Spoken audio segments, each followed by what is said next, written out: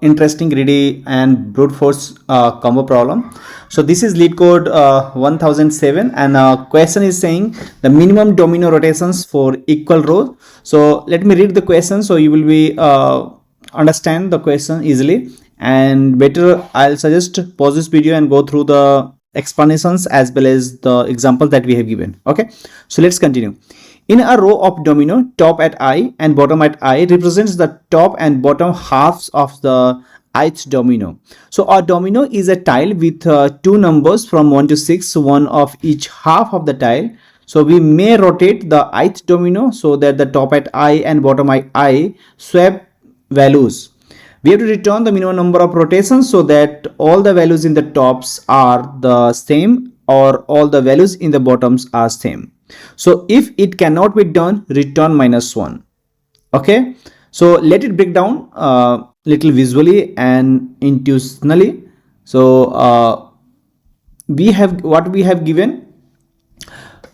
So first of all, think about the question that we have given, or better you go pause this video and go through. Okay, so what we have given two arrays, tops and bottoms, and it is representing the top and bottom values of a row of dominoes.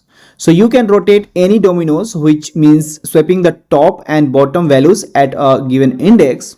Your task, what is your task? To make all the values in either the top or the bottom are the same with the minimum number of rotations, and if it is not, possibly return the -1. That's what it was saying. And so as you can see, what I'm saying here, the domino problem based question intuition, that for this question intuition, each domino has two halves, one of the top and another is bottom, and you can swap the top and bottom of a domino, right? So if we want all the values in either top or bottom to be equal or to the some number x 1 to 6, let's suppose, so the only possible candidates for x are top at 0 or bottom at 0, because if you can't make all the values in the top or bottom equal to one of these, you can't make it happen with any other values. You got my point? So I'll bring this example because this example is very important to understand, right? So we want to make either top or bottom all equal to the same value using the minimum number of rotations, right? Either we'll do swap of top or bottom at the same position, okay, at that position. So let's suppose in the top array, top side of the you can say top side, we have 2 1 2 4 2 2, and the bottom we have 5 2 6 2 3 2. Okay, so these two top and bottom arrays will consider, okay, because these are the two inputs, or you can say parameters of our program, right? And so we have to consider these two separately, and how to do the rotation, how many number of rotations we'll do, that we will calculate here. Okay, so just think about what is our goal. Our goal is to create count the, you can say, rotations, right? You understand? Means our goal is to count the number of rotations, right? And how we are going to do that? So we want to make either top or bottom all equal to the same value using the minimum number of rotations. So we'll swap top and bottom at that position, right? So our first step is to try with the target at top at 0. So what is this? Is top side, this is top array. So top at 0 is 2, right? So our goal is to make all the elements in the top or bottom equal to 2, right? So we will go through each index and we'll check is either top at I or bottom at I equal to 2, right? So check 2 here, right? Is this 2 is there, right?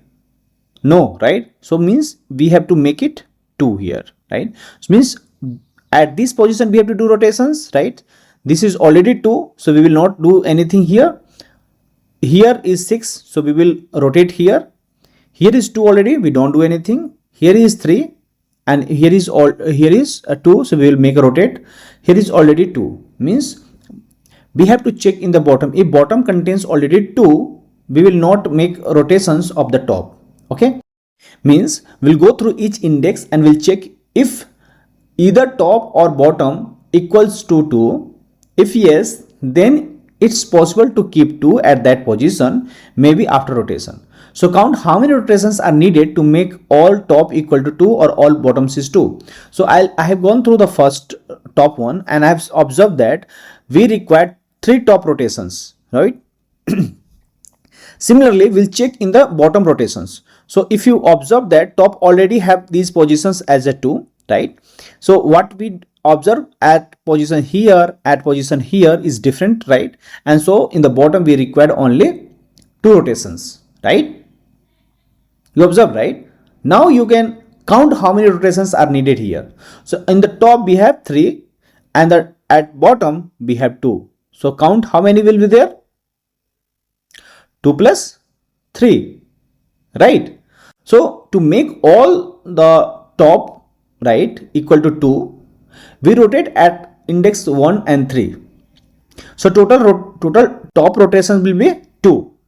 And to make all the bottom equal to 2, we would need to rotate at 0, 2 and 4, right? So total rotated bottom is 3, right? And so we'll say the total is 5. Our answer is 5, right? Sorry. Okay. So what is our approach, right?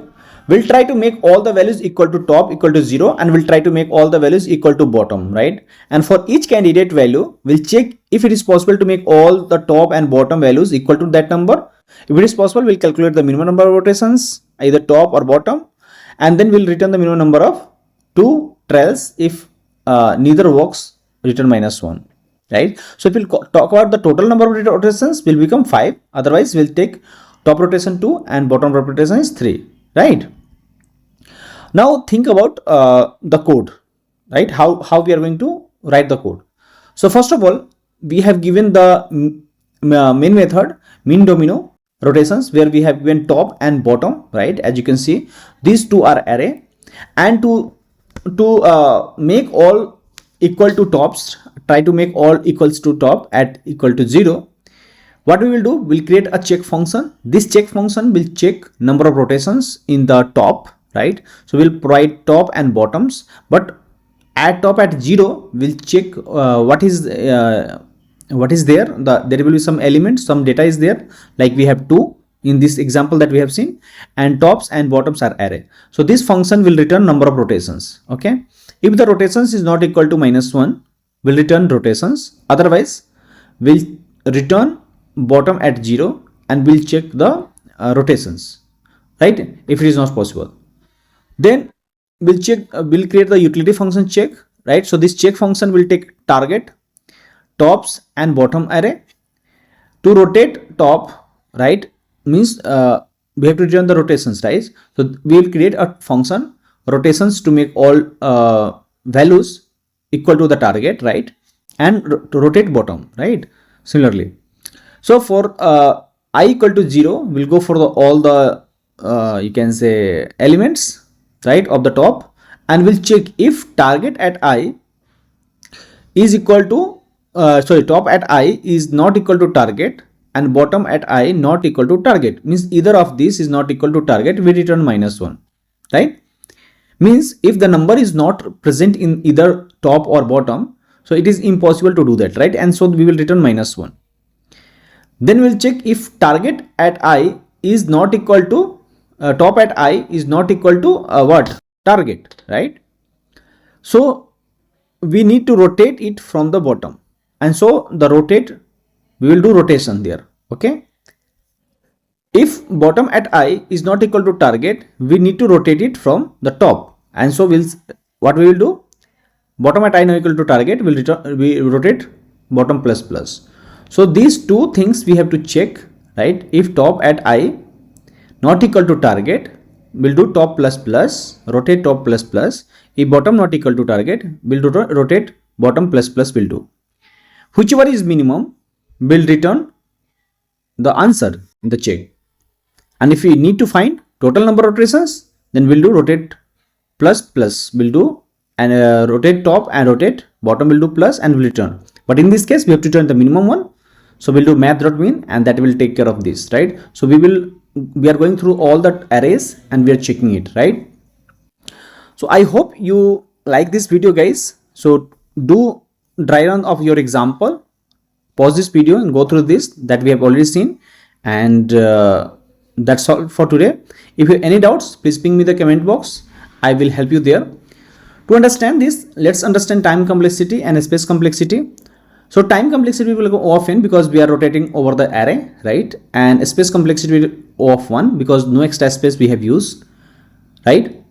Thank you guys. Thank you for watching this video. If you really like this video, please hit subscribe this channel and please comment if you like this video. Your comments are really valuable, and I really want to work on that to enhance our YouTube journey with you, with your success. Thank you so much. Thank you for watching this video.